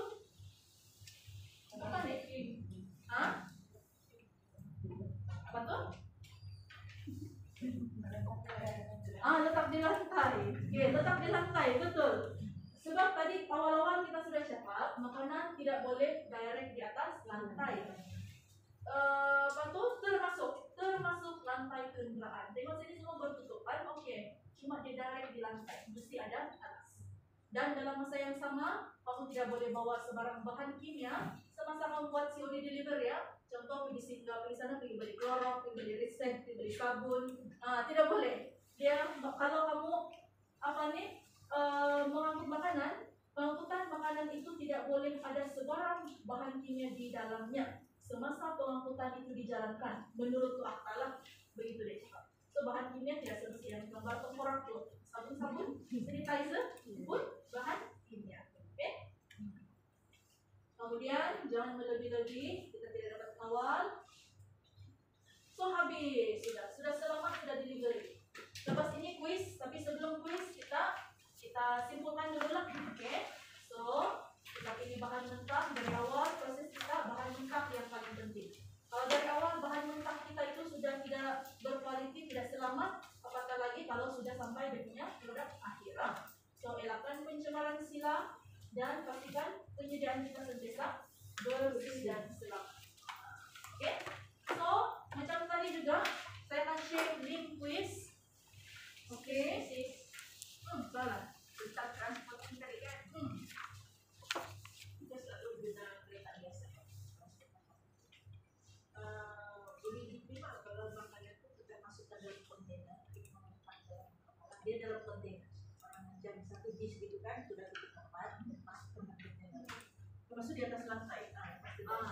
Tujuan dia kenapa tidak di lantai? Sebab nanti kontainer itu kita letak di lantai, masa kita handle, kita akan angkat ke makanan, pegang lagi di bawah dia kan, tangan kita ini akan tercemar. So itu tujuannya itu alas.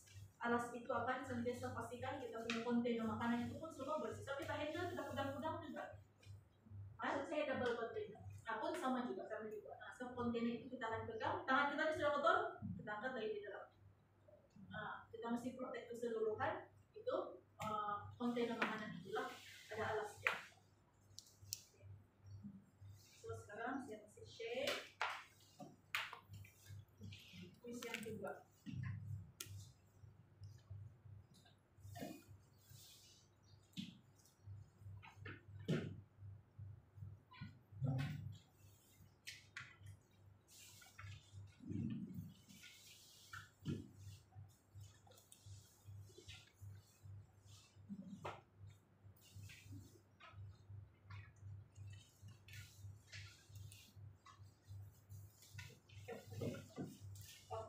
Kuis kedua ada di sana. Siapa yang menjawab menu tadi itu? Boleh try masuk dulu yang lain. Pasti ya.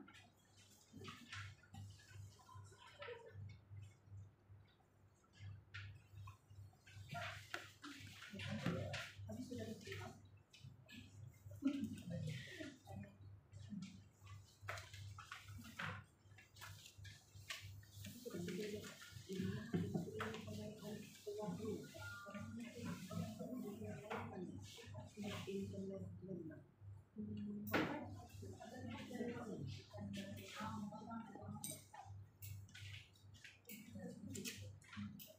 Oke, so boleh join dulu.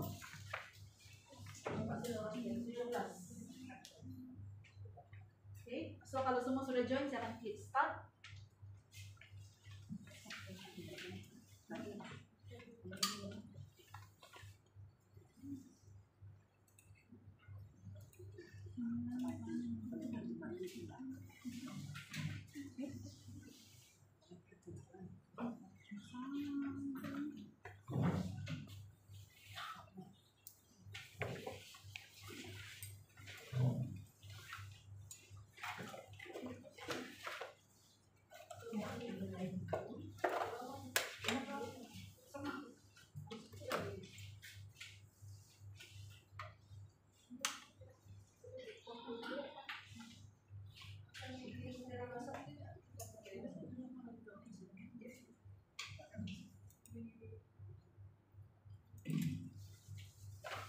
Oke, 21. Siapa lagi? 22.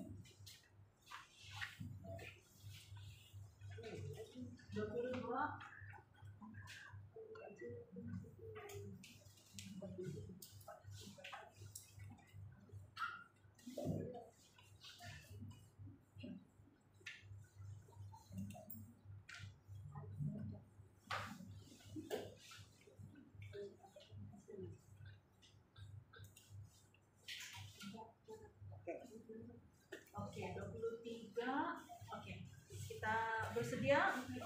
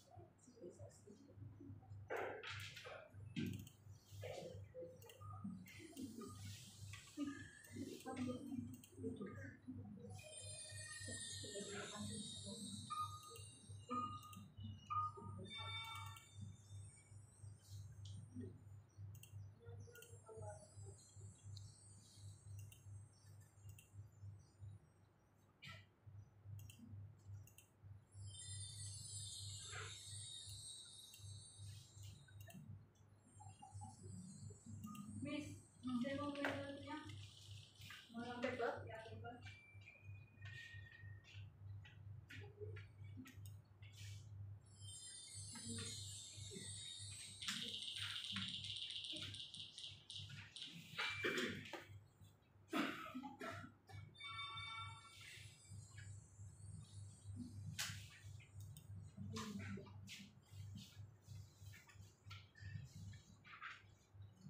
Oke, kita akan jawab dalam 15 menit. 11.45 jam depan. Hah? Kertas yang sama. Oh, kuis 1 kamu dapat? Kasihkan kuis 2. Mata terselang.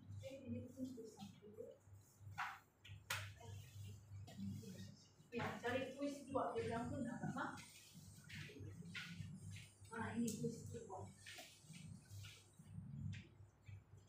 Yang ini kita dapat dia keluar.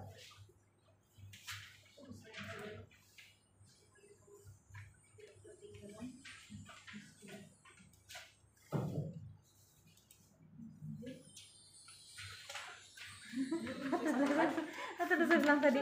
Kenapa? Sama. Iya. Kamu sudah. Oke, 15 menit.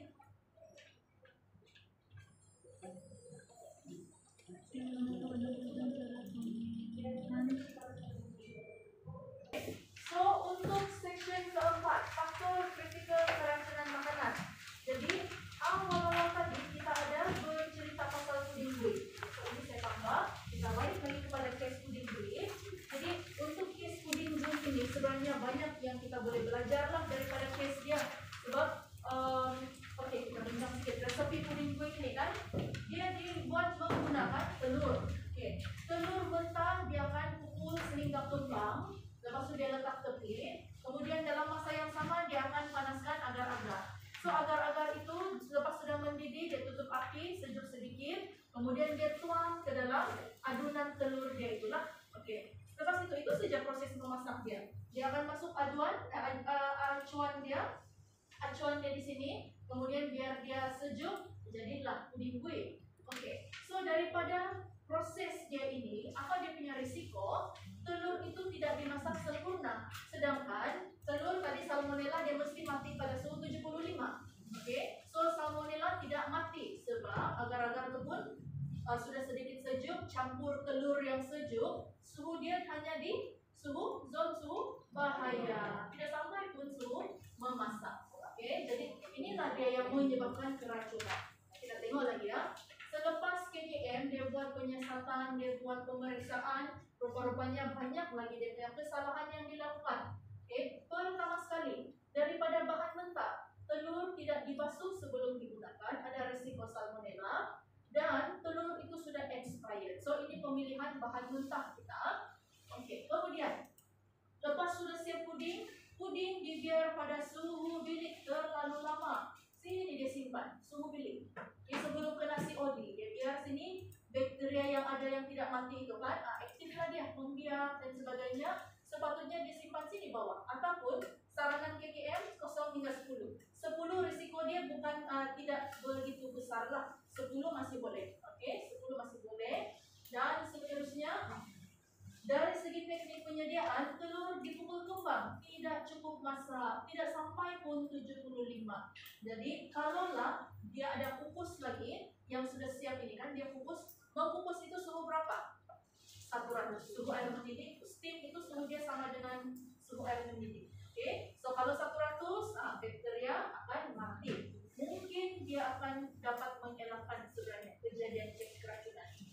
Okey, dan tempo masak. Puding perlu dimakan dalam masa 4 jam jika tidak disimpan dalam peti sejuk. Jadi kalau disimpan dalam peti sejuk, biasanya yang kalau dia berisiko tinggi kan, dia boleh tahan 2 hari juga. 2 hari di peti sejuk. Makanan masak, makanan yang dimasak, hari ayam, nasi goreng, semua tu kan boleh bertahan 3 hari pada suhu yang sejuk. So hari-hari kita panaskan nasi goreng, Ada hotel yang buat begitu. Nasi goreng dia tu kan, sudah dia kasih portion dalam mangkuk, banyak mangkuk. Kita masuk peti sejuk dia kan, banyaklah mangkuk-mangkuk di sana. Jadi setiap kali ada order dia ambil 1 mangkuk, dia kasih panas di microwave. Terus kita senang. Okay? Jadi itu dia apa yang kita boleh belajar daripada case pudding ini. Okay? Jadi mari kita simpulkanlah. Selain daripada yang case pudding kita lihat balik selama hampir 3 jam kita belajar poin-poin penting dia supaya kita boleh mengelakkan keracunan makanan daripada makanan kita. Pakai glove, pakai penyepit, jangan sentuh secara langsung dengan tangan. Itu yang pertama. Yang kedua, pencemaran silang, maksudnya perpindahan kuman daripada permukaan yang kotor ataupun bahan mentah ke makanan sedia dimakan. Misalnya, selain pencemaran silang bakteria, pencemaran kimia pun boleh berlaku. Amalan baik ialah semua kita punya bahan kimia ini kan ada satu tempat yang khas di kabinet supaya orang tidak senang untuk mencapai dia lah. Macam budak-budak kalau di rumah kanak-kanak pun tidak akan senang untuk mencapai dia. Boleh berlaku pencemaran. Seterusnya, ingat peraturan 4 jam. Jangan hidang lebih daripada 4 jam untuk makanan yang berisiko tinggi. Makanan berisiko tinggi ya. Okey, so jangan masak terlalu awal sebab mungkin makanan kita berada pada zon suhu bahaya. Macam case pudding kuih tadi tu lah. Okey, ingat saya case pudding kuih itu. Dan seterusnya, kalau boleh, kamu boleh search sudah, Google sudah, cek sudah Shopee berapa harga tu termometer yang kamu mau beli. Okey, sebab ini ada risiko. Kita tidak tahu dia sudah masak atau tidak, sudah mencapai suhu yang sesuai atau tidak. Okey, walaupun setakat ini KKM belum kasih wajib, tapi bagus untuk kita praktis ini suhu masak sebab kita sudah belajar. Okey, seterusnya, kalau kita ada makanan tengah hari belum habis, jangan kita campur dengan makanan untuk makan malam. Kita sudah belajar peraturan 4 jam, suhu bilik, makanan lama sudah terdedah, setiap 20 minit kuman membiak, boleh menyebabkan keracunan makanan. Okey. Apa lagi kita belajar? Bahan mentah. Jadi pemilihan bahan mentah, kalau kamu mau yang lebih detail, website KKM tu pun ada dia punya garis panduan tu. Cari saya di sana. Banyak bahan bacaan, bahan pendidikan, risalah yang kamu boleh download di sana. Okey. Dan seterusnya, menyah buku. So gambar ini dalam ujian pra tadi salah lah. Sebab ini masih lagi di bawah suhu negatif 18. Kita sudah masak. Yang di tengah-tengah masih lagi pada zon suhu bahaya. Belum masak lah maksudnya. So ingat 3 cara penyebekuan. Di bawah air mengalir 2 jam, pindah ke kawasan peti sejuk dingin atau guna microwave. Okey. Seterusnya, penyimpanan. So penyimpanan ada 3. 1, sejuk beku. 2, sejuk dingin. 3, kering. Okey, kering sebenarnya kalau yang pensijilan kamu ambil mesti semua tu kan, dia akan tetapkan suhu penyimpanan kering kamu itu pada suhu ekon 24 degree Celsius ke bawah suhu ekor. Oke, tapi untuk yang biasanya secara amnya dia punya tempat tuh kering, tidak terdedah secara langsung kepada cahaya matahari sedalam jendela, sebab dia akan rusak cepat. Oke, dan bukan berada direct di atas lantai. Oke, so ini gambar salah dalam ujian pra sebab dia kotor dan juga untuk salad berisiko tinggi. Kemudian awal-awal tadi kita sudah berbincang pasal suntikan typhoid,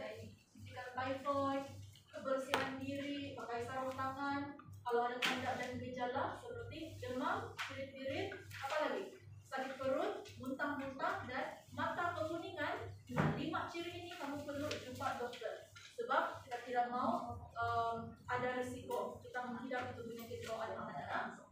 Plaster, kalau belum ada plaster di dapur, kena sediakan plaster. Oke. Dan seterusnya, ingat itu dilatih sebu kucian. Ini semua adalah makhluk prosap. Oke, di antara banyak-banyak ini makhluk prosap, yang mana satukah yang kehadiran dia akan menyebabkan premis kita ditutup? Tikus berbahaya kan? Kalau lalat memang mau penyakit juga, tapi tikus lagi tinggi risiko. Dia boleh bawa kuman kolera, dia boleh menyebabkan kencing tikus, macam lah. Oke, jadi bukan hanya dia nampak tikus berlari-lari, tapi kalau nampak tai tikus 1-2 itu tanda kehadiran tikus. Apa lagi tanda kehadiran tikus? Ada lubang dia mungkin kan? Ada betul kalau ada lubang-lubang sini kan? Itu tandanya ada kehadiran, mungkin ada resiko tikus sudah berlari-lari di kawasan dapur kamu. Kencing tikus, sebab itu kalau pembuat rasa ada yang bawa itu torchlight yang warna purple itu kan, dia akan suluh, dia boleh detect tuh. Yang tempat kena suluh kalau ada kencing tikus kan, ada pencemaran, dia jadi macam fluorescent, dia terang. Kalau kita tutup lampu terus dia suluh kan, terus kawasan itu jadi terang. Begitulah cara dia cek. Lepas itu ada pesan gigitan tikus, dicek kita punya dry store, tempat penyimpanan kering. Kalau ada pesan kena gigit-gigit, itu pun tanda kehadiran tikus juga. Satu lagi, kalau tikus, kalau dia jalan kan, dia suka kalau dia jalan sini kan, sini saya dia jalan. Jadi lama-lama kawasan itu jadi gelap-gelap, hitam-hitam. Itu maksudnya ada tikus di sana. Oke, so kalau kita tahu sudah itu laluan tikus, kita pasangkan perangkap tikusan laluan dia. Oke. Seterusnya, peralatan. Ingat saja case skru dalam kuitiau. Kita tidak mau ada skru dalam kuitiau kita. Kalau ada yang sudah patah, posnya 2 ringgit, 3 ringgit, kita tukar lah. Oke, kita tukar. Nanti jadi physical hazard, pencemar physical. Seterusnya, terakhir, premis kotor. Jadi jadwal pembersihan itu sebenarnya tidak wajib. Maksudnya lantai, dinding, ceiling, bila kamu cuci semua itu kan. Yang penting secara fisikalnya memang bersih. Tapi untuk yang mau ambil pensijilan macam pensijilan home base, mau kasih logo base mesti kita punya restoran, mau punya premis, jadwal pembersihan itu adalah salah satu ciri dia. Ada jadwal simple tuh pakai. Bila kamu masih bersih lontang cuma tuh tanda semua, nah itu salah satu punya ciri dia. Jadwal. Oke? Oke, ditutup sudah kita cerita awal tadi. Dan kita simpulkan, oke? Kita sudah dapat senaraikan mana satu faktor-faktor yang paling penting untuk kita kawal supaya tidak menyebabkan keracunan. Dan selepas ini daripada apa yang kamu sudah belajar sepanjang 3 jam, apa tindakan yang patut kamu ambil, kamu patut rancang dari sekarang. Kalau belum lagi buat suntikan, beli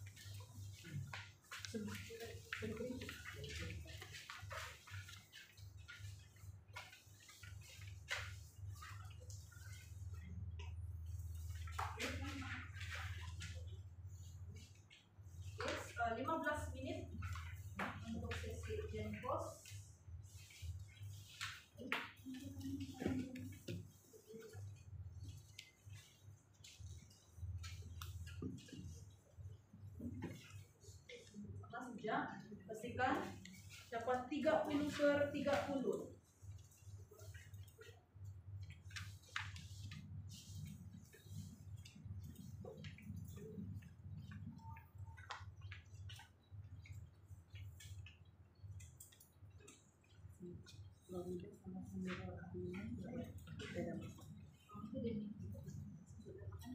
Tinggal 2 jam sama sedikit lagi.